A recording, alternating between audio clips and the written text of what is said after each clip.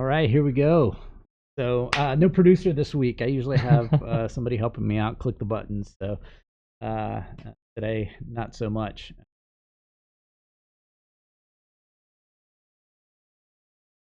There we go. I transform my bicycle studio often into podcast studio. So that's what we have going on today. I think it works great.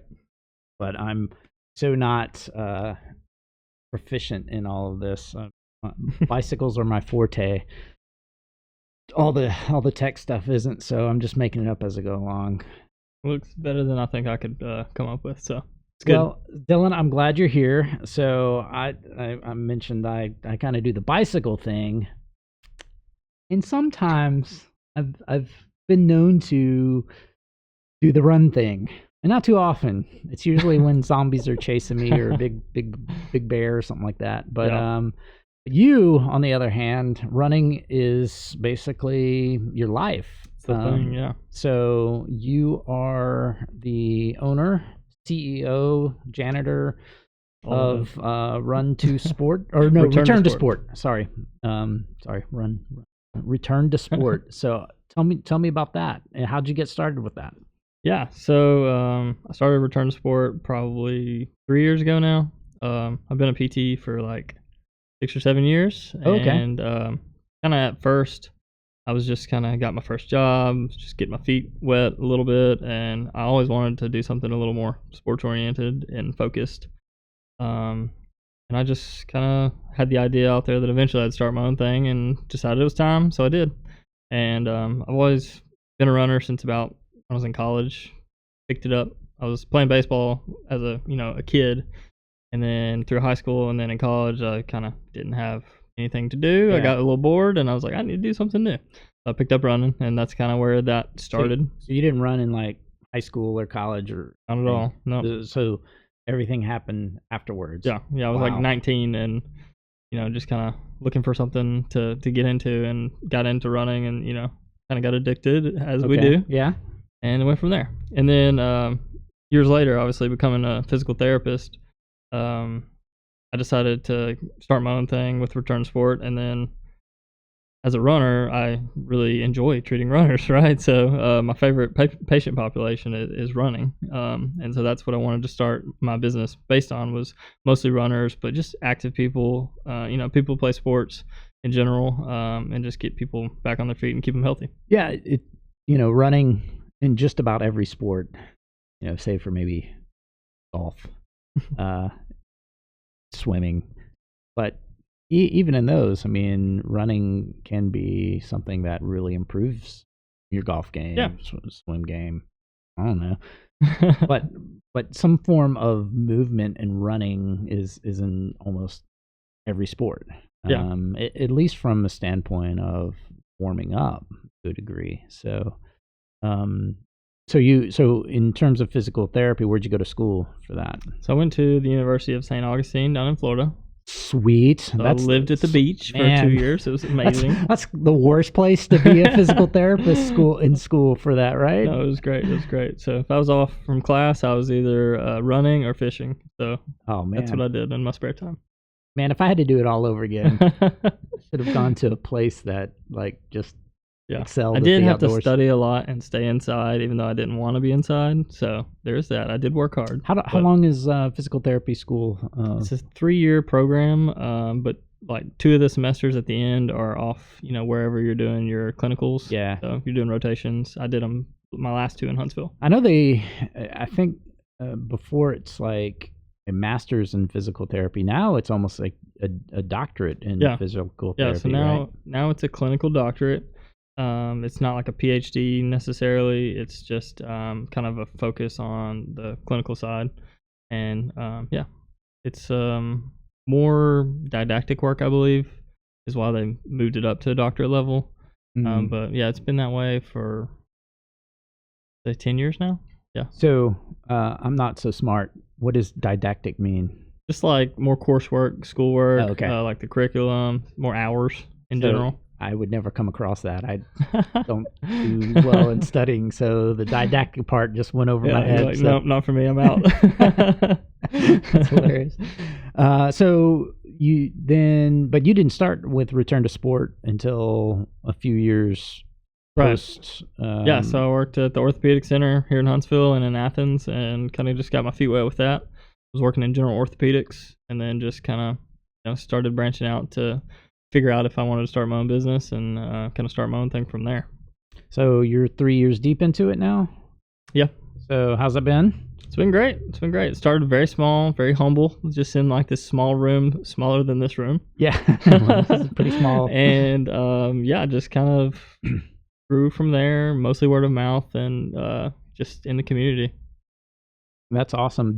Have you worked with like any super fast runners who you're like, yeah, I helped their form, I made them win? I don't know if there's any like Olympic level crazy people, but I've worked with a lot of the people in our community, and yeah, there's been a lot of folks come through Return to Sport so far.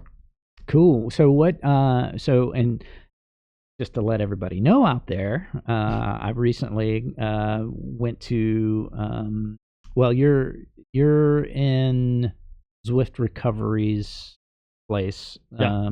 So I went there and did a running analysis with you, and we'll show that, and it's pretty funny. So yeah. I'm not a runner. Yep. Which, so hold on. We ran a beer mile. And that was fun. Yeah, and then we talked about doing the I did do the gait analysis. Fleet Feet had a beer mile. That was fun. And I did do the beer mile, which was I had actually some really fast splits on that. So, I did too. It was like an interval workout kind of. Yeah, it was. So we had to chug a beer, run a third of a mile, chug another beer, run a third of a mile, and then like 3 times. Yeah. And I was running like 6 minute and 45 second splits there, which I don't know that. Maybe that's the secret I should do in terms of like doing any kind of foot race. Is the way to get you to do a good solid workout. It's like chug a few beers and then take off for my fake 5K. Is that? I don't know if that would work the best, but do they do like breath and analyzing afterwards? Like I don't think so. I think drug tests probably pick up some stuff, but I don't know if they pick up alcohol. I actually win a race, but got a blood alcohol level of 0.10. Yeah, that would be bad. All right. So I went there. It's really kind of fun. It showed me more so than anything how inflexible I am in my hip area. So. And I contribute that all to cycling. So Yeah. Running analysis can be pretty helpful as far as just finding out the things you don't know are going on.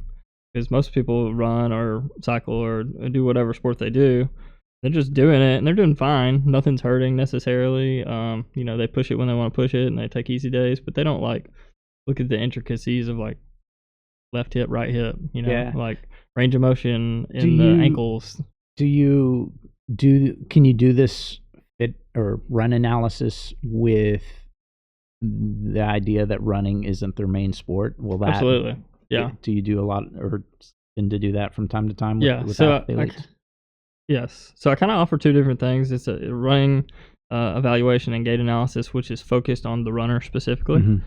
But my normal evaluations are focused on everybody else. So, okay. If you're having issues from jiu-jitsu or cycling or lacrosse, like it doesn't matter, or baseball, like the evaluation is going to look different for everybody. With the running one, it's obviously focused on kind of the key points that runners deal with the most. It's going to look at all the range of motion, strength, power, all the things that a runner needs to do to be efficient.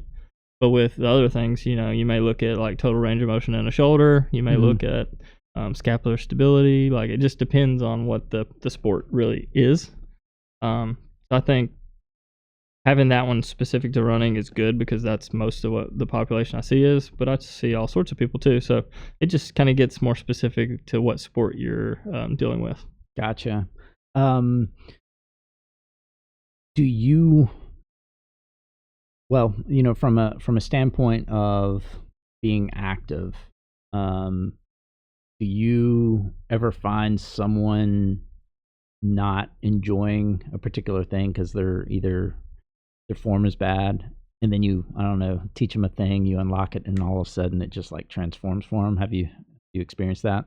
Yeah, for sure. A lot of people just don't realize that, that they're either weak in the area or tight in the area, Mm-hmm.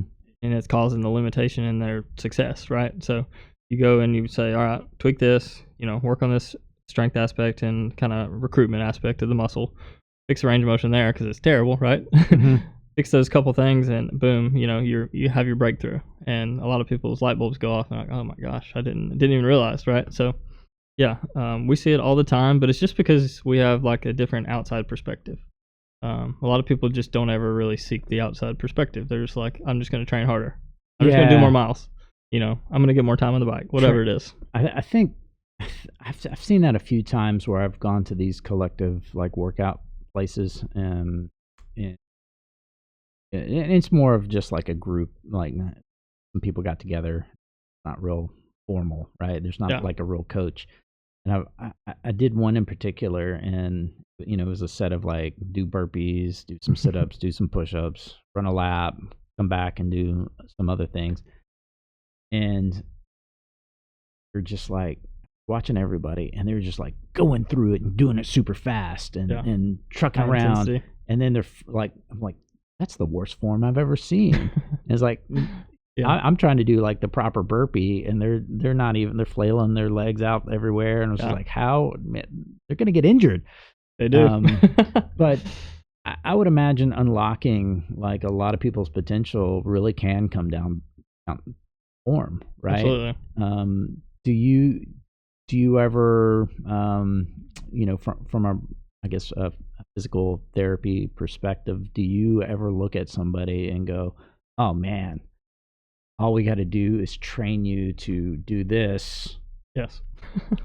But they can't overcome years of bad form. Like how do you approach the retraining of somebody who's maybe been in it 20 years or something like that? More or less speaking for myself. Really? You just have to take it down to the bare bones and the basics. Do you think about the biggest thing for people, I would say, just as an example, would be like squats and deadlifts. Yeah. Because people don't really have great pelvic control. Yeah. And so when they squat, they either don't think about their pelvis at all or their core, or they think about it a lot, but they do the wrong thing with it. And so a lot of times what that does is it takes the back into a position that's not comfortable, causes back pain. The knees crash in an awkward direction, causing knee pain, hip pain, or the combination of all of that. But if you take it down to kind of the basics and be like, all right, we're going to do the hip hinge first. We're going to focus on the hip hinge, make sure we have good lumbar control, good thoracic control, so that the spine is staying aligned really good, and you're moving just from your hips. Like, all right, now let's take it into the squat. So we'll use that same hip hinge principle, but we'll squat with it. And then we'll focus on knee control, keeping the knees in a good spot compared to where the feet are, right? And so that controls hip rotation, making sure things are in like a nice neutral position instead of getting in more of like an impingement position or more of like a position that loads the knees awkwardly, right? And kind of putting all that together, once you put weight on again, and being able to still do that. Wait, you're not supposed to put weight in? Well, at first, you may be using like a stick, something super basic. Right. But then I give you a kettlebell and then it goes to crap, right? Right. So you got to make sure you can practice enough and start to use weight and load it in a way that you're still having that really good form. So I try to just give cues that stick, and a little feedback along the way, and most people get it pretty quick. Well, you know what? Let's dive right into what you did to me. Sure. So this is going to be kind of funny. So here we go. Do you want the audio to play, or do you want to talk through this? I'll talk through it. Okay. Yeah, that might be easier for everyone to hear. All right. So here I think I'm about to get a great like leg massage, and then all of a sudden you're doing what? All right. So I'm going into all these different ranges of motion, just testing things, seeing first what, that hip mobility looks like. So it's hip flexion, a little stiff, a little limited. I was seeing how much it would give. External rotation, again, a little stiff, trying to see how much it's going to give. Internal rotation, not too bad. That's why I didn't stay there too long. And then hamstring and sciatic nerve mobility, kind of seeing where that's at. Here I'm looking at a little bit of posterior capsule mobility, seeing if it gives enough. A little stiff too, not terrible. But then I'm explaining, okay, so this is kind of the most of what you have is kind of this external rotation, posterior capsule problem. If we open that up, you're saying I'm not a perfect specimen? Is that? Well, you're great. You're great the way you are, but we could all be better. So the posterior capsule is what you said, right? Yeah.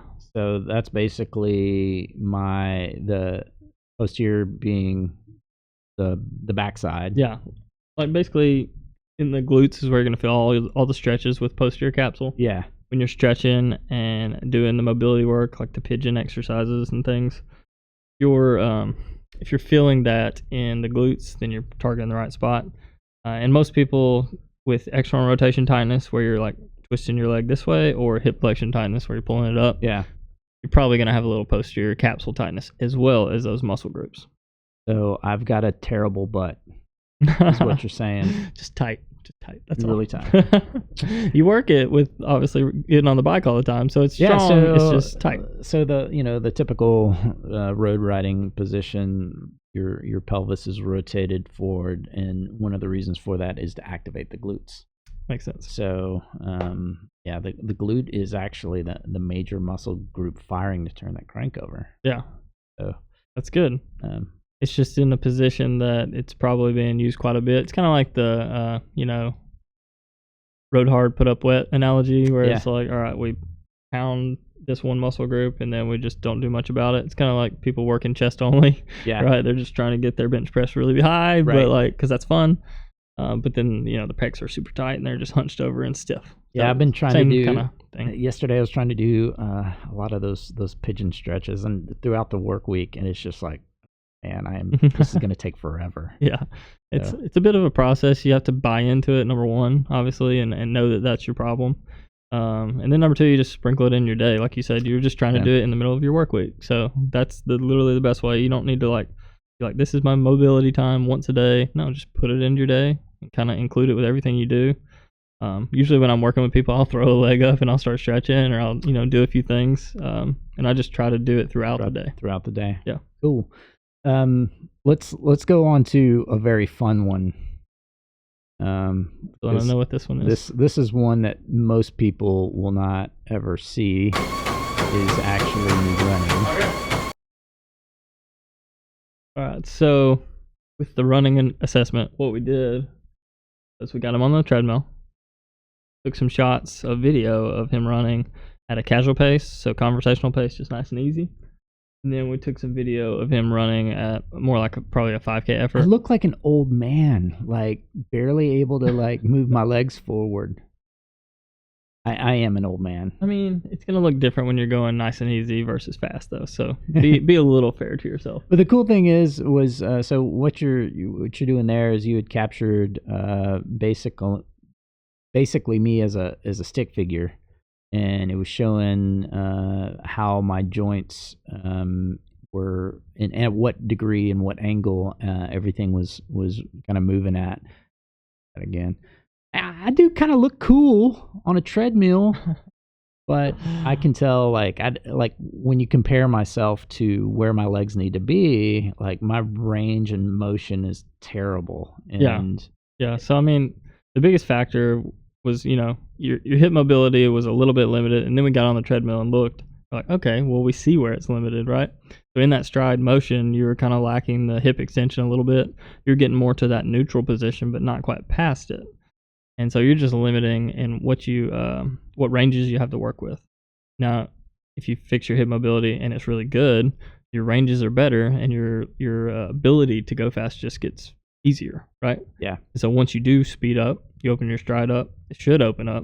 If you're tight, it can't open up. Dude, right? Maybe that's what unlocked it. The beer mile helped me relax. That's it. It took the edge off. Yeah. Maybe that's the key. Running free. Do you ever get into, and I'm kind of joking into something else, but have you ever seen or had the impact of what maybe sports enhancing drugs do for runners? I don't think that's a subject I've kind of catered here on this podcast here. I guess I have kind of messed around with a few different supplements, but not any like PEDs per se. Yeah, really only taken what's it called, the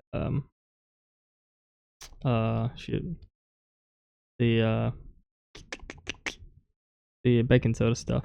Oh, gotcha. Yeah. I don't know what it's called. So I'm taking that. It's it'll come to me in a minute, but it's basically to help buffer the acid that builds up. Yeah. The lactic acid in the bloodstream. So I don't know if it helps. They say it helps. I've tried it. It didn't hurt. So I've tried that. Have you ever worked with an athlete who you're like, yeah, they're taking they're juicing up? No. Juicing up. No, actually I haven't. Is that big in the running world? I don't think it's as big as people might make it out to be. Maybe in like a true elite setting where it's money on the line situations. It's pretty big in the pro cycling circuit, or it has been. I'm not sure to what degree it is. Yeah, even in like trail running, I don't think it's that big of a deal for PEDs necessarily. There may be some of the blood doping type stuff going on in the background, but I haven't heard much. What about training at altitude, or hibernation tents? I don't know what they call them. Have you ever gotten involved in anything like that? I have not. I think it's very interesting. I think it'd be cool to experience that.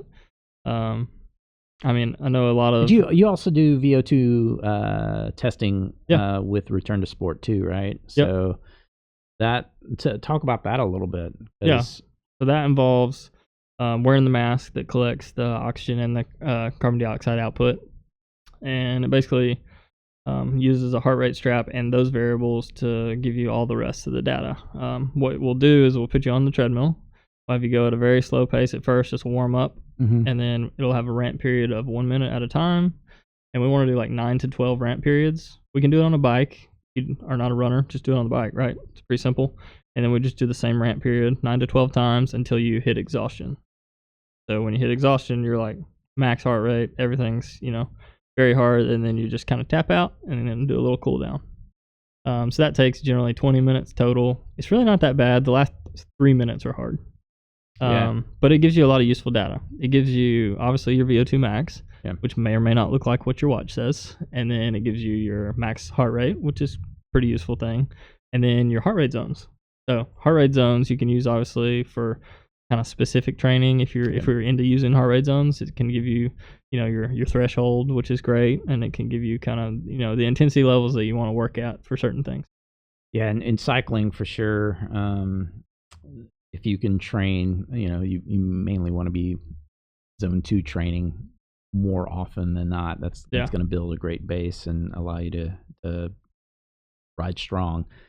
But everybody's like, well, what's my zone 2? How do I figure that out? And it's like, well, the easiest way is 220 minus your age. Yeah, that's the simplest way to get close. Yeah, but doing a good stress test and a VO2 max test, running or cycling, where you're hooked up, that's probably fun. You're going to get more accurate results. How quickly do you get results after you do that? Is it like immediate, or do you have to? It's not exactly immediate. It's actually sent to the company that does the test, and they review it physically to make sure all the data points look normal, and then they'll send the test. So usually same day or the next day. What does something like that cost? It's $250 for the test. Oh man, well, that's cool. That's kind of fun to know, especially if you're like trying to up your game a little bit. Just enough, yeah. Yeah. Yeah, it is pretty neat. I mean, they think that you should do a VO2 max every so often, whether it's like 3 months, 6 months, or every year, kind of just to see where you're at, and then you can base your training off those zones. It's just a little bit more dialed in way versus doing like a 5K time trial or something. Yeah. And it's gonna change things based on your heart rate response and your breathing response versus just a time, right? If you're super unfit in a 5K, but you're a really good cyclist, like that's gonna look totally different. Right. You ever have anybody like pass out on you?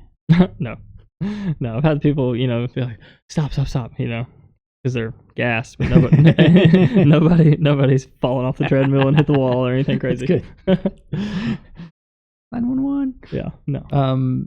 So, what else are you into with what you do? Yeah, we do sweat tests. That's the big one right now. With the summer heat, sweat testing. Tests. You just throw them in a sauna and like let them sweat it out. No, it's actually real simple. We you can come in wearing business clothes. So we put electrodes on your arm, positive, negative electrodes, and that induces your sweat via iontophoresis, and that just hangs out for 5 minutes. We put a little. What did you just say? Iontophoresis. What the heck is that? You're just making up words now. Yeah. No, it's just this little device that stimulates the sweat glands to start sweating. Okay. And so once it does that, we put this little sweat collector that has a test tube wound up in it. Okay. On your arm, and it hangs out for about 15 minutes, just as long as it takes to get enough sweat. And then we run that through the sweat analyzer, which tells us how much sodium is in your sweat. So it's not how much you sweat. That is a totally different thing. It's how much sodium content is in your sweat. So it gives you a good percent, and it gives you how many milligrams per 32 ounces of fluid that you need to take. So, okay. Say you sweat, let's just make it easy, 500 milligrams per 32 ounces. Okay. Then all you need to do is take 500 per every 32 ounces that you're drinking, right? Yeah. Because then you're going to replenish every bit of that perfectly. You won't ever have a sodium issue if you do that correctly. How accurate is kind of your sweat? Very. So it's very, very dialed. The only thing besides the number is how much you sweat. So you need to do a sweat rate test yourself, which is like, all right, I go out for an hour run. It's 95 degrees. How many pounds do I lose? And we equate that to how many ounces you lose, right? Yeah. So just do the math on that. And then you have to do that in different conditions. So like, all right, it's 32 degrees out, a lot less, obviously. So my drinking requirements are less. So in the summer, I need to hit like 50 ounces because I sweat like crazy. But my sodium rate stays the same no matter what, if it's 32 degrees or 95 degrees. Gotcha. Interesting. Yeah, there's a lot of when I'm working on bikes, there's a lot of cyclists I know who are the sweaters. Yeah. Because their handlebar wraps are just caked. Yeah. When you take it off, it's just caked in basically dried sodium. Dried salt. Yeah. Yeah, dried salt, and it's so gross. Yeah, I've tested a lot of triathletes because that's one of the main complaints with people bonking in that sport too, right? Wash your bikes, wrap your handlebars more often. So gross. Well, that's fun. I didn't know you did also that. That's actually a game changer right there in the South, because I feel like it was last year I was running. I kept cramping, and I was like, "What's going on?" Well, it was like, "Oh, I'm getting to a point in my run. I was up in my runs. I was usually around the 5 mile mark. I would start to get a cramp in my right leg. I don't know why my right leg versus my left, but it was my right leg, and it was I changed when I was taking water and how frequently on the runs when I knew it was going to be a long run, and it just immediately went away. Dang. Yeah. So yeah, I usually do the test so people have the data. But then we go through everything else. Like, all right, so with this data and with your sweat rate data, we're going to make a plan, basically. So we're going to make a plan, say, you need 1,000 milligrams you're like per hour. A data nerd's dream when it comes to running analysis or even just, physical analysis. Yeah. I'm a nerd at heart myself. Yeah? Even though I like sports and things, you can still be a nerd and like sports, right? Oh, yeah, totally. Yeah. So I want you to have the exact milligrams per hour that you need of sodium, plus the exact ounces per hour you need of fluid, and then even dialing in the carbs on top of that makes a huge difference too. Well, and so that's a whole other ball game. When you're doing any kind of endurance event, like if you do not have your nutrition dialed in from what you're consuming, either from food intake to the hydration intake, that can completely ruin your whole game. Yeah. And not only that, what can you ingest that's, okay for your stomach? Yeah. What can your stomach tolerate? Yeah. Right? It's huge. Yeah. I joke with a lot of people who are training for, especially the Ironman distances. I'm like, this is a competition. Yeah. All you're trying to do is figure out how much you need to take in every hour. Yep. So you can complete that hour. Yeah. Actually, you're eating for the for the next for hour. the next hour. If you're eating for the hour that you're in, you've already messed up. But Yeah. you're eating for the next hour. So man, that's kind of neat that Yeah. you can. I didn't know you did that as well. That's fun. kind of fun. Yeah, and I found that honestly, the more people dial in that hydration aspect, the more they can eat with carbs. 'Cause a lot of times they're already losing on the hydration and the electrolyte level, and then their stomach's not going to be happy, of course, because it's all jacked up with their electrolytes being wonky and stuff, right? And then they try to take a gel, and their stomach's like, "Get that out of here!" Like that's not going to work on top of this other problem. And so if they fix the water problem, fix the electrolyte problem, the carbs are pretty much easier to digest because their stomach was already off if everything else was not working correctly. So how you're an avid runner then? How often are you running a week? Usually 6 days a week or so. Wow. Give or take, but around 40, 50 miles, 60 miles sometimes. Dang. Okay. So you're running, at least 5+ miles every day then. Pretty much. What's your go-to snack to eat beforehand, or do you eat afterwards, or I guess in a typical day, it's just a normal training day. I would say I'll have a protein shake in the morning, just a little simple shake, and then maybe I like the Bobo's PB&J. Yeah. Those things are really good, and they're like 60 grams of carbs. So is it like the Uncrustables type? Kind of. Yeah. They're great. So one of those or something like that in the mornings, if it's just a normal easy day, that seems to work really well. And then, of course, I try to down like 24 ounces of fluid before I get out there. And if it's a longer run, I'm just going to take some fluids with me, of course. Okay. But yeah. So, and then what are you doing for like recovery on something like that? So the biggest thing is getting all of that water back in, right? Getting the electrolytes back in. So I'll have that pre-mixed and ready usually, and just start downing that immediately. And then after that, some protein. So I usually drink 2 protein drinks with about 30 grams in each. So 60 grams of protein right after, just to go ahead and get it in my body and get it kind of working on recovery. If I have access to it, that's the easiest thing. Or I might even just go right into like a real meal, if I'm at home or something.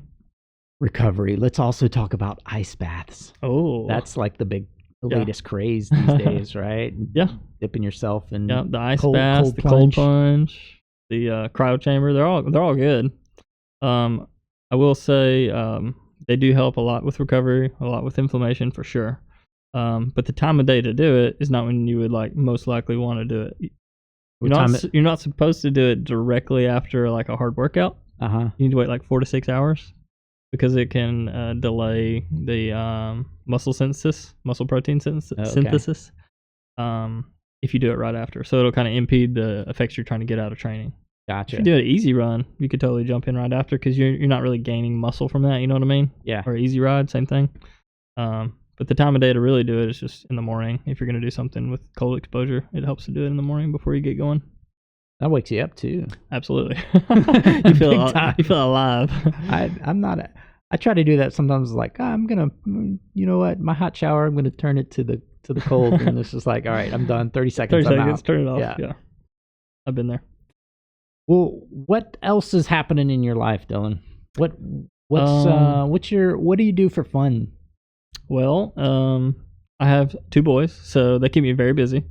A 5-year-old and an almost 18-month-old. Oh, awesome. 2 boys. So we go to the pool, we hang out, we go hiking and stuff. We go to the lake sometimes. So outside of running, that's the other hobby. It's just kids. Full-time dad. Yeah, just hanging out with the kids. Yeah, and beyond that, just kind of, just the normal things. 5-year-old probably for sure is like asking all the questions. I feel like that's the age where like, hey, why is this, Daddy? What's going on here, Daddy? Yeah. Why? That's fun. That's awesome. Yep, it's a good time for sure. And then what does your spouse do?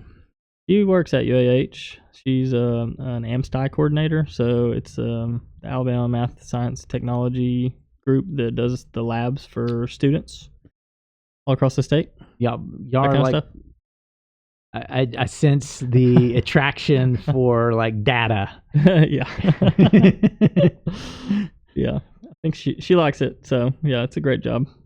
That's cool. Well then, so outside of running, outside of the kids, what else do you like You said you fish. Yeah. So- I love fishing. I don't get to do it as much as I would like, of course, but I really enjoy fishing. I learned to fish down in St. Augustine, Oh, okay. or I learned to fish for offshore stuff down in St. So Augustine. you're mainly offshore. I was Is your- doing a little bit offshore, but mostly actually just surf fishing from the shore. Okay. I did a lot of that. Learned all the different species, how to catch them, how to cook them. Kept a lot of fish, and it was really nice to just go catch a redfish, take it home, cook it with some rice, and just that's dinner that night. That's awesome. Yeah.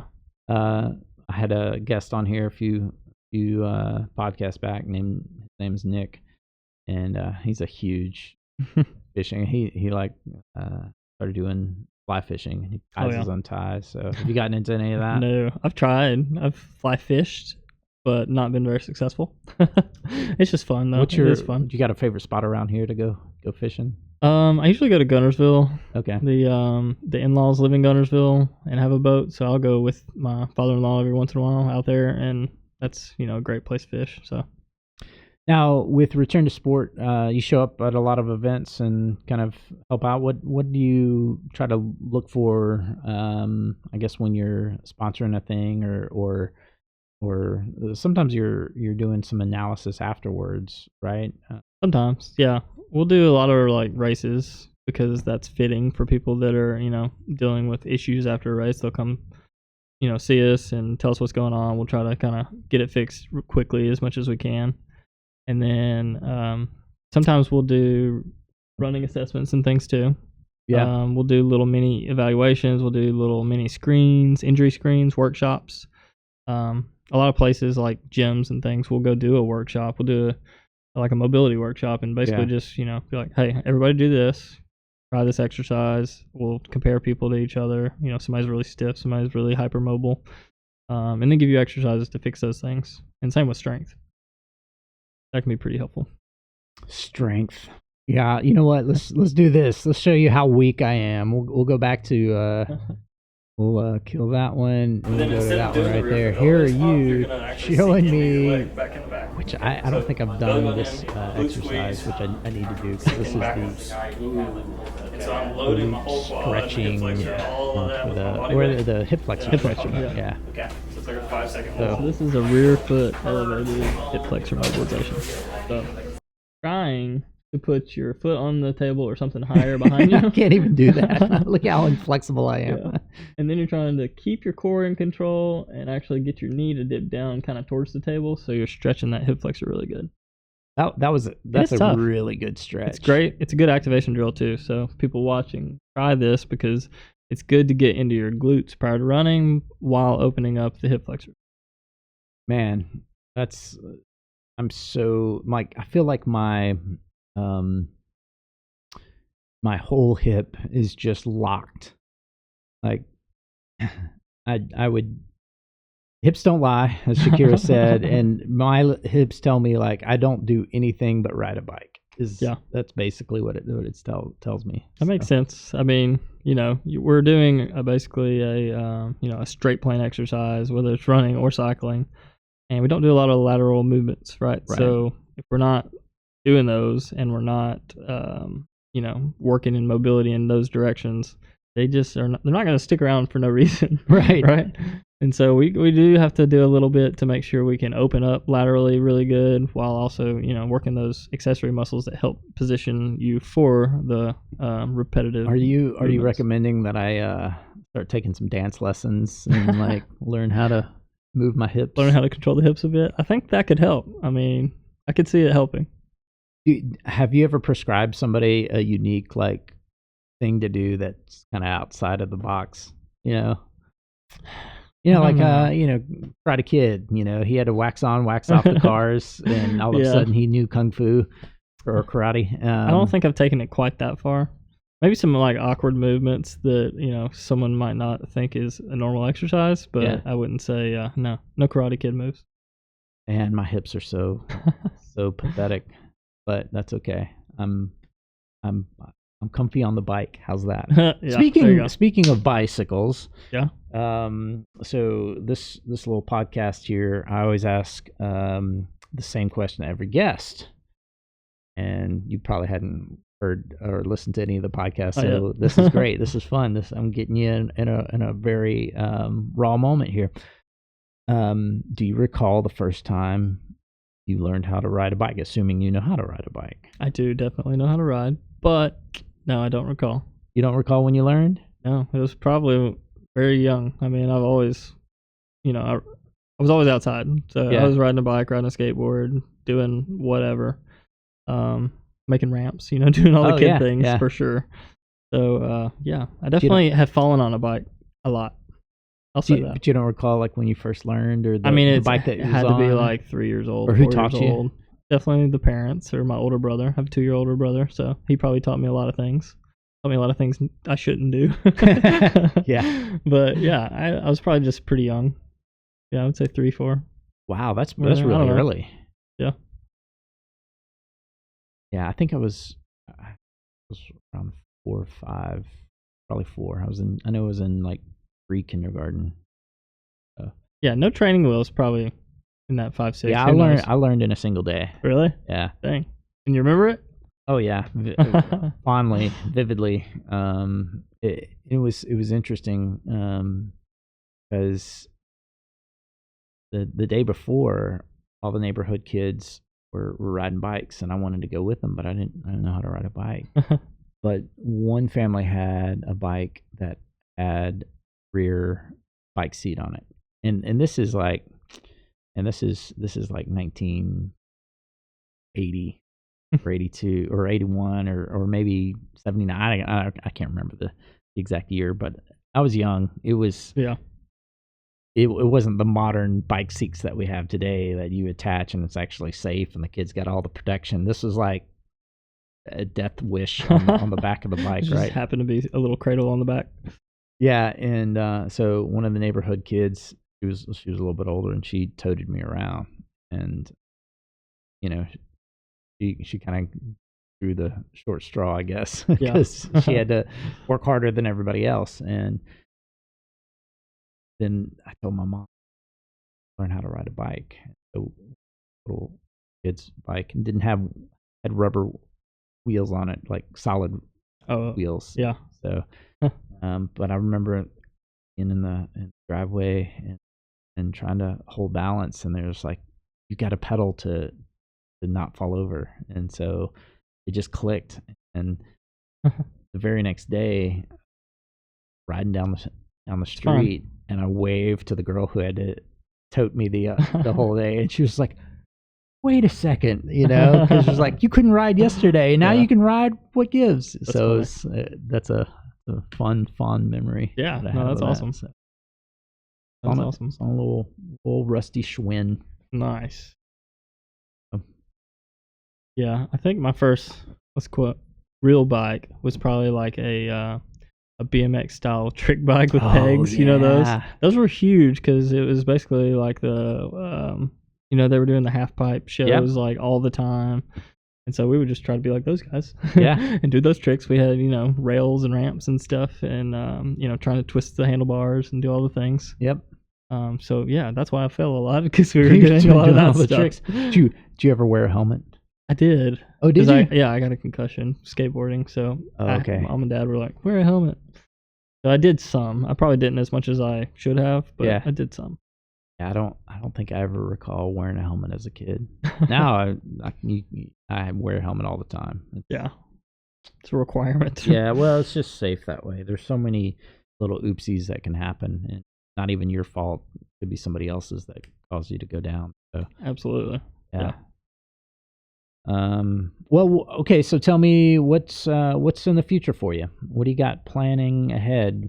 Well, for return to sport wise, we're actually starting a Run Strong coaching program. So we're going to start some coaching with training plans, with kind of individualized training programs, tailored to you, of course. And it's gonna start with that running evaluation. So that's going to be included.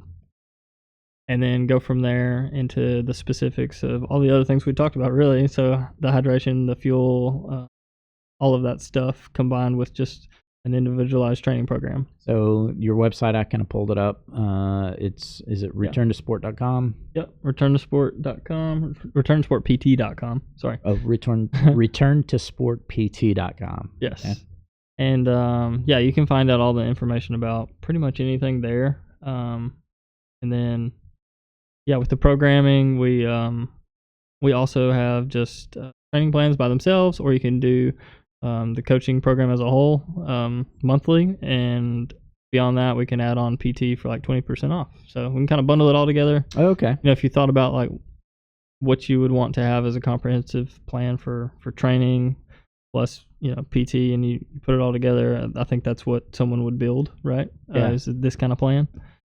So we just wanted to be able to put something together that would be resourceful for everyone, would help them meet their goals, and just help them do it the right way.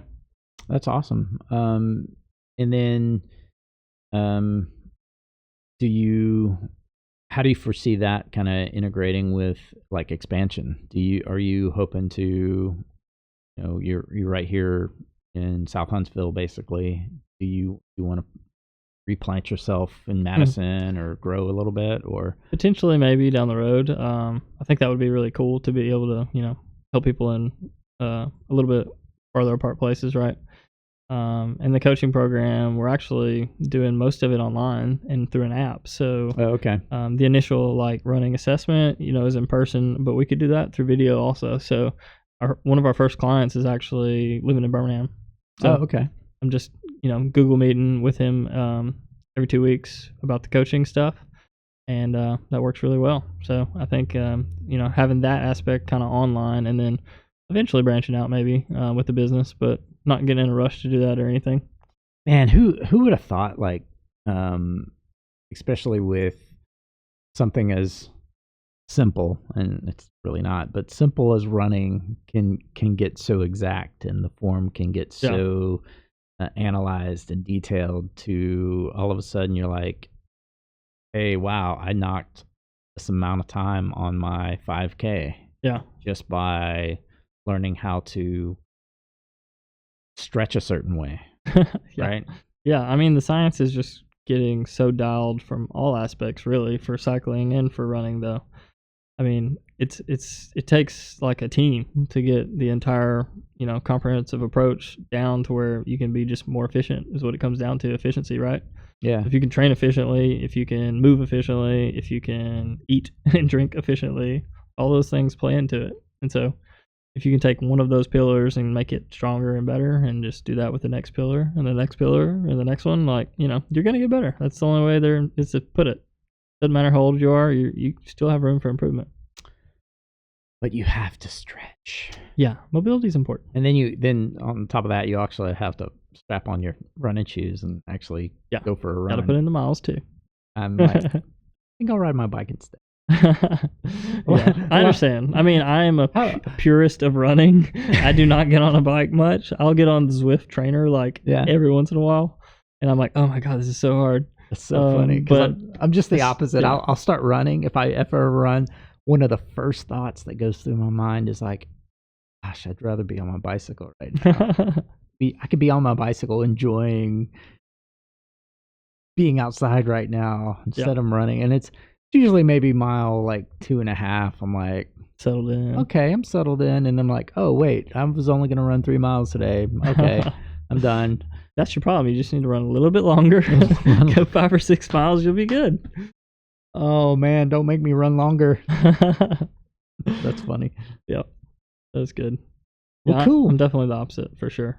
The bike is tough, but eventually I'm going to do more. I always tell myself that, of course, but I am going to get on the bike more for cross training. I think that will help a lot. And obviously from just a total strength and stamina standpoint, it'll help too. Yeah. So I am a proponent of it. I think adding that into the training plan for both of us is smart. Yeah, I think from a standpoint, well, you know what I really like to do that I feel helps me more so than anything is trail running. Yeah, I love trail running. Mainly because it strengthens, at least for me, I don't know, you're the form coach here. No, you're right. It really, there's a lot of imbalance and one, you have to be paying attention to every step. Yeah. And, Very engaging. Yeah, and you got to make sure you're lifting your legs up high enough, because Yeah. there's a lot of obstacles, man. And I've eaten it a few times. I'm like, crap, I didn't lift I hit that toe on the rock, and it very minute, and it just, with my speed and pace, I went straight down.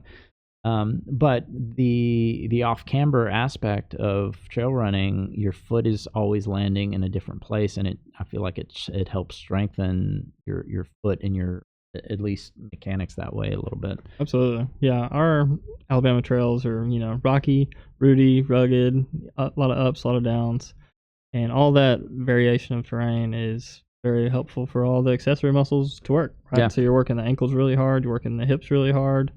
And, when I see someone who's primarily trail running, they typically do better with all the accessory stuff. So whether it's balance or whether it's stability in the hip, ankle, and knee, like, they're pretty strong already because they do that varied motion. Whereas when you're running on the road, like you said, you may have to pick your foot up an inch off the road to not trip. Yeah. Right? But on trails, you can't call yourself a trail runner if you haven't ate it before. Probably the other reason I like trail running is there's less people who see me actually running. And so then I don't feel like I'm that crotchety old man with a bad gait running. Yeah. You're allowed to be slow on trails too. Oh, are you? You're allowed to hike, so that's different. You can walk. You don't look frowned upon if you walk. Really? Yeah. No one told me this. And I'm taking it from you, because you're the run coach. You're the run analysis. Yeah. I mean, there has to be a hill there to walk, but you're allowed to walk. Well, fortunately, especially Montesano trails, there's always the hill to walk. So yeah, absolutely. Where's your favorite place to run? I will definitely say trails are my favorite. I'm going through kind of phase right now where I'm doing a little bit more build into like marathon training, 5K training. So a lot of road work stuff, but I love trails. That's kind of my favorite thing to do. I think my favorite place would probably be the trails at McMullen Cove, because I live over that way. And I know them like the back of my hand. So it's nice to just go on familiar trails. I can kind of pinpoint whatever distance I want just in my head versus, having to kind of map it out and think about it too much. But yeah, I'd say those are my favorite. Montesano is great too. Levin's Gap is really nice. There's a bunch of great areas to run around Huntsville for trails. That you kind of touched on a thing that made me, like, when I ride a bike, I'll go on a route and I'll be calculating the distance of, like, okay, if I go here, take that right turn, go over that little hill, come back around, okay, I'll probably get about 41 miles out of this route. Yeah. So how are you when you're running? Are you calculating your pace and your distance, and just by how you, like, say you go on same run frequently, like, okay, I passed that tree at this point, okay, without even looking at your watch. I mean, we've got the Garmin's and the apps that tell us our pace and everything. But do you ever just feel like, okay, I'm in the zone, this is my pace, I know I'm running at this? Yeah, most of the time, especially with trails, I don't even look at my watch. I'll have a general plan in my mind, knowing I want to run 6 or whatever the number is. And then when I get to the certain landmark, that's where you're like, I've been 2.5 miles or so, Do you run with headphones? You listen to music, or? Depends. So on trails, a lot of times I don't. Occasionally, I will pop in like one headphone and just kind of have a podcast or something going in the background. But mostly on trails, I want to hear my surroundings a bit more. Yeah. And on the roads, a lot of times I will wear headphones. In races, I never do though. Not even in a long race. Well, in some races they're banned. Yeah, true. So, yeah, that's. I think for me, I've run trail, like, both listening to stuff and not, and I always feel like I'm more in tune with nature. Same. Obviously, when you're not. Yeah. And I feel like I get a much clearer run, at least mentally, stress free. I'm like, yeah. I think you need to sit with your thoughts sometimes when you're running. Same with cycling, probably too. You just need to have that time where you're not like relying on the motivation of a song or someone else talking to get you through it, and then your mind can go somewhere else or stay right there in tune with the trail. Having a little bit of freedom of just no input. I mean, we don't have anything in our life these days without some input. Right. There's always something playing or some notification going off. So just getting out there for an hour of you just being in your own mind, that's kind of nice. Do you ever run without any tech? Yeah, never record it? Like no Garmin, no anything? No Garmin? No watch? I can't say that I do that. I definitely record it all. I should though. That's a good idea. That would be Just nothing. That'd be a fun thing to do. You ever do it on the bike? Yeah, sometimes. Really? I'll not take anything. Well, nowadays I'll take a phone, but there's a few times I'm like, you know what, I'm not recording anything. I'm just gonna go on a ride, and I don't care how fast or far I go. I'm just gonna feel it. Yeah. And those are really fun moments. Yeah, that sounds pretty nice. But I'm wondering if that is a training technique. Like maybe record it, but not look at it till much later. Yeah. And then see what. That's probably good for mental health. Your anticipated pace that you thought you did versus what you actually did. Yeah. That'd be kind of fun. Yeah. Definitely would help you. That'd be a fun race to actually be a part of, where you sign up for a race and the only clock is the start, and you don't know what your pace is the whole time till the very end. No one's allowed to have a watch. Yeah. That'd be kind of fun. That would be cool. I don't know if there's a race or if it's just a specific run, but I think HTC put this on, but it's like they give you a run and you can't have any of that stuff. No watches, no anything. And then whoever guesses the correct distance on the run wins. That would be fun. That's kind of fun too. We should bring something back like that back. Yeah. That'd be, even for a bike ride too. I Yeah. think that would be like, all right, what was your pace or what was your distance? Yeah. And you could ask multiple questions. You could ask, what was the distance for one? And they're like, all right, what was your time? Because they don't know their time either, because they're not, using the watch. That would be fun. That's almost like the running or ride version of guess how many jelly beans are in a jar. Exactly. Right? Yeah. Dude, we ought to set something like that up. Yeah. That'd be kind of interesting to do, to see who would come out and join and absolutely. No tech, just feel. Yeah. I have a feeling I would get close to mileage, but I feel like time would be hard. Yeah. Time would be really hard to get, within a few minutes, unless it was just 2 miles or something. But if it's 5-6 miles, that'd be tough. Well, on running, there's ways to clock everything from, your heart rate, your cadence, obviously time. Is there any other things that runners tend to use? Cyclists use, speed, cadence, heart rate, and then wattage. Right. But yeah, I think Garmin's estimate power, but nobody's really using that too much for running. Just heart rates and paces, really. Heart rate, pace, and time. Cadence just gives you, if you're being efficient. Yeah. Yeah, about the same. Interesting. Yeah, it'd be fun to, extract all of that data from a runner and see if they can match what they consistently do when they're able to monitor that. Yeah. Be tough. Sure.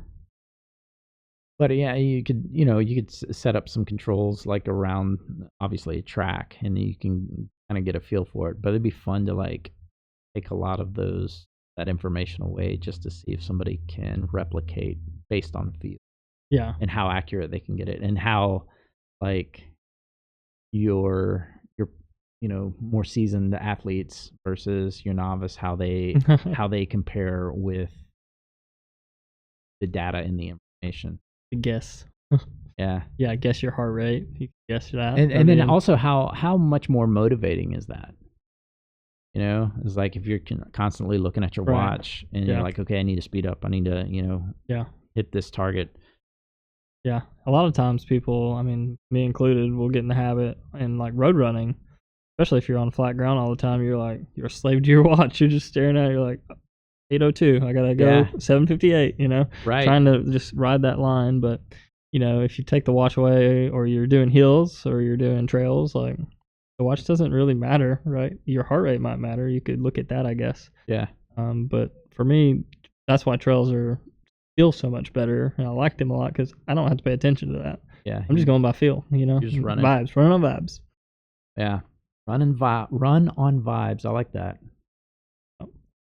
There is one thing I was going to say, totally different subject, but I'm a race director too. So I'm a race director for Run Fest and for the Dueling Banjos 5K, 10K. But the Run Fest is coming up in September. Well, you're wearing the Run Fest cap from 24. Yeah, so we have a 25 coming. Yeah. And it's a 25K and 50K trail race. Okay. Out at McMullen Coves Trails.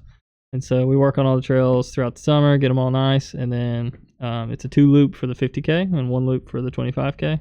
And we also do a couple other little races trying to associated. Recruit me to do. I mean, I think it's fun, so you totally should. 25K is totally doable. 25K, so that's what is that? 15 and a half. 15 and a half miles. Yep. And that's you get to see a waterfall, see a bunch of awesome trails you may have never been on. And then so then the 50K is what, 30ish miles? 31, yeah. 31 miles. And it's in September? Yes. So the end of September. So then I would need to start training when? About a month ago. Okay. Do you know of any running coaches? I got a guy. Yeah.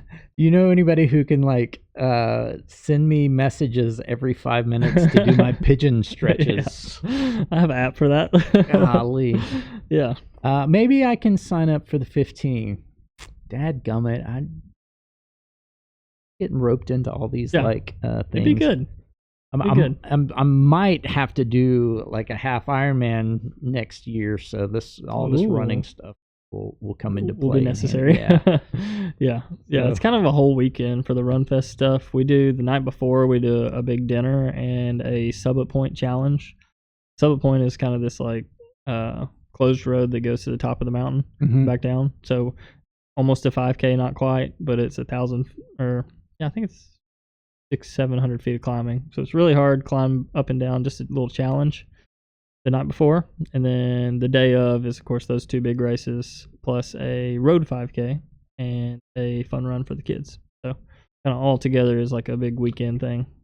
Do the 25K and the 50K, do those kind of go off at the same time? Yeah. So they all start together. So you have to be committed to do one or the other, basically. Yes. Okay. Yeah, we encourage you to obviously just. I've seen some of these people they'll sign up for the 50K and then they get done with that and they're like, oh, I think I'll do the 5K too. And I'm like, yeah, man, you don't have to prove how tough you are. You already did it. Yeah, no. The 50K and the 25K start at 7 a.m. and then I think we have the 5K starting at 8 a.m. and then the fun run starting at 9. So if you're doing the road race, you kind of do that all by yourself, right? And then all the trail runners are out there together.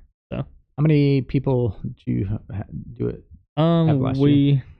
I think overall had about 100 in the trail race, maybe like 50 in the road race, and it was terrible weather. It was torrential downpour all night. Oh no. It was awful, and so the trails were just muck. Everybody was so muddy.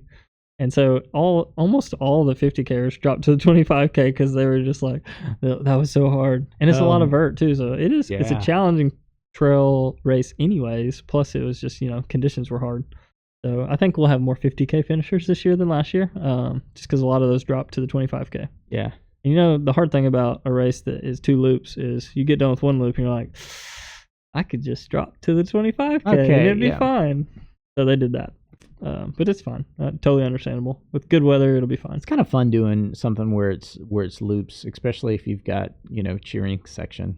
Yeah. So it's kind of fun to see everybody cheering you on for the next thing. Is parts of the route accessible? Can people go watch different sections? Totally. So you could go. We have like 5 different aid stations through the course. So you could go to the first one and then pop up to the top of the mountain to the second one.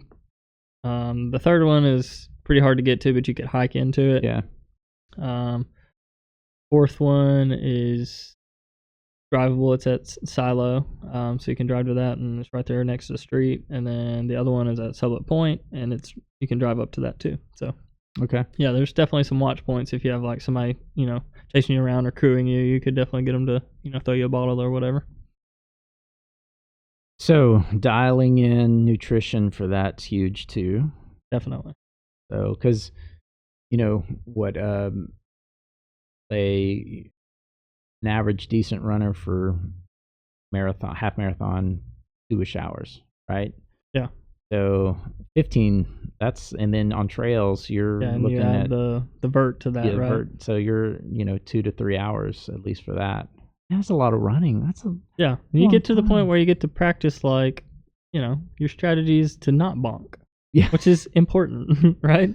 Because even in a half Ironman, you're gonna get to the point you bonk because of time. So you got to practice. You're the race director. What are the rules of? Because it's been documented that I run better with beers. What's the rules with running with?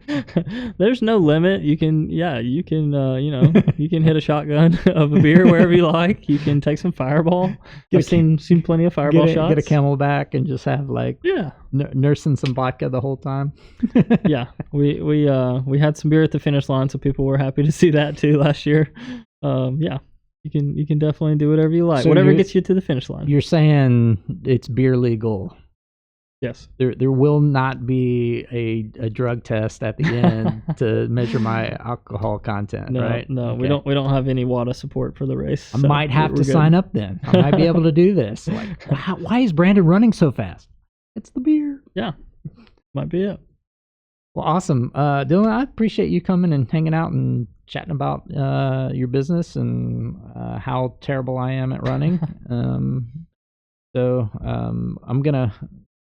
So all the people listening out there, go see Dylan. It's a really, it opened up my eyes to what I can do to improve, and really it's what I've always known is like I do need to stretch, but you gave me like sometimes I don't know what to stretch or what to focus on. You actually pinpointed, here's what you need to do, here's a few, and here's why. Yeah, and that was actually really huge and beneficial. And man, the pigeon stretches. Gosh, I can't. They're just tough. Yeah, they're just tough. Yeah.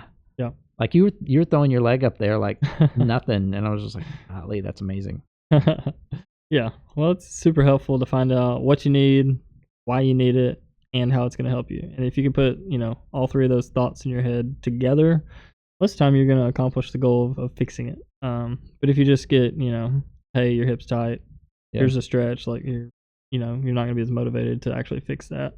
You don't know why, and you don't know how it's going to help, and you don't see it getting better past that point. So kind of all about just putting the whole package together, teaching people that it's totally fixable. See people like that all the time, and it's just you just got to do the things correctly, and you'll get there. And what's fun about it is like there's a lot of things that can be so technical and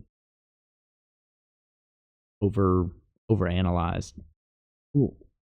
What I enjoyed about it was just like real simple. It was just like, here's what's going on. This is what you got to focus on. Yeah. And it was like, I'm not a smart guy. I don't know. I don't do the didactics. And so you really broke it down, made it super fun, super easy and simple. And in past couple of weeks here, I've really been conscientious of it and thinking about it. So yeah. Yeah, a lot of people get into like the minutia of specifics related to pain. Mm-hmm. Like my knee hurts. Okay, like I want to fix that, and you treat that, but you don't treat the reason that hurts. Yeah. So we try to do it in a little more comprehensive approach where we're like, okay, yeah, that hurts, we know, but we're going to treat that. We're going to make that better, but we're also going to fix why that hurts, and we're going to teach you why it hurts. so that you can not have it hurt again, right? So we're chasing the long-term fix versus just, addressing pain by itself. And that's what actually makes us set apart from other people, is sometimes people get, stuck on treating that kind of the pain stuff and not fixing the overarching problem that's causing that. It's almost like a running cheat code. You're unlocking something, and it's just like, click, this is what's working. I've just gained, it's like video games. You unlock the level, and you've increased your stamina and fortitude and get to the next level. I mean, look at like yourself 5 years ago. Think about like the things you've learned from 5 years ago on to now. Like, gosh, if I was only this smart 5 years ago, like how much better would I have been, right? And it's the same thing with this, right? I don't know. Just learning continuously. Sometimes I'm not any smarter than I was. Yeah, but at certain things you are, right? Because you're super into cycling, you're super dialed into that. And now you know more than you did, I hope. Yeah, right? yeah. Sure. So, so just kind of having that like learning mindset of like, I'm always going to keep educating, keep learning, keep figuring things out. The way to get better. Well, thank you for all of that you've allowed me to do with Return to Sport, because it's allowed me to. I love exercise. I love being physically engaged in something, and running has always just been I don't want to do it. Now I'm kind of like, you know what, I can do it, and I can do it a little bit better because I'm working on the things that will make the form more easy for me. Yeah, so I appreciate you on that. So yeah, absolutely. And thank you for your time coming out. It's fun. It's fun to just like get to know a lot of people who are in the endurance arena that I'm always hanging out in. So it's you're kind of cool. Thanks, dude. So yeah, it was fun. Yeah, and all right, so everybody listening, check Dylan out at Return to Sport and see what it can do to maybe help you. And you don't even have to do running. You can do a sweat analysis. Yeah, sounds like that's the easiest. Yeah, like that's probably the easiest one. Put a few little electrodes on you, and you sit and sweat. Yeah, is that? Yep, just hang out. That's kind of fun. All right, well, unless you got any final words of wisdom, we're out. No, I think we're good. Yeah, he told you where you can find us. We're inside of Swift Recovery, right next to Fleet Feet in Huntsville. So come hang out. Give us, a call if you have questions, or hit us up on our website. Either way. And then look out for RunFest. Yeah, 25. Yeah, sign up for RunFest. It'll be fun. September what? September 27th and 28th, I believe. Saturday and Sunday. All right, rock and roll. Appreciate you.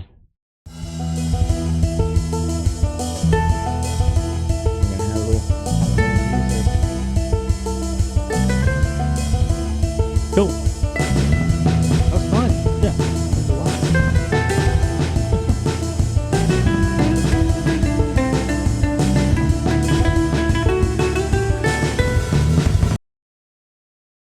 All the things.